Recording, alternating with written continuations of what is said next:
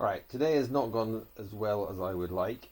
I spent too much time coding and not enough time being able to work on the robot, and the coding isn't quite working right.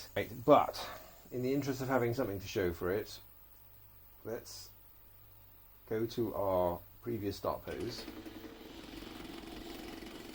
Oh, I told it to take a really long time to do that. That was not intentional. I probably could have said a few seconds, not. There we are. Okay. So this is a previously stored pose, and it goes back to that place. That is good. The stuff that I've added today is about animations. And if I send it to the first frame,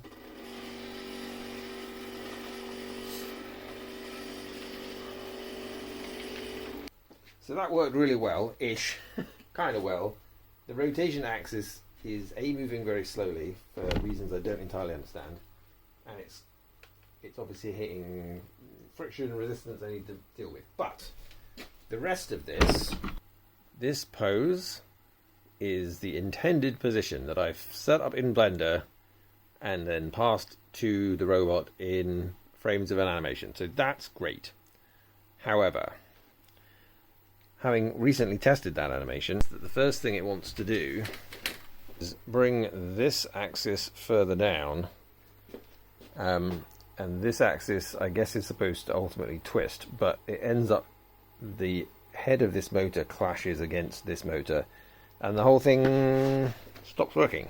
So good news, I can plan a motion in Blender and I can send it to the robot, and all but one of the axes goes to a place which looks like the position in Blender. Score 1.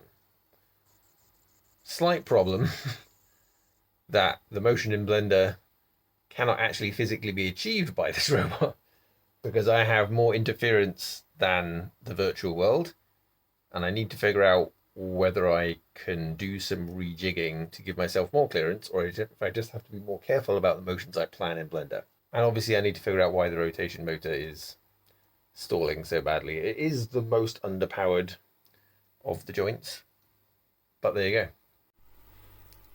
If I send it back to another pose, we'll see whether or not at least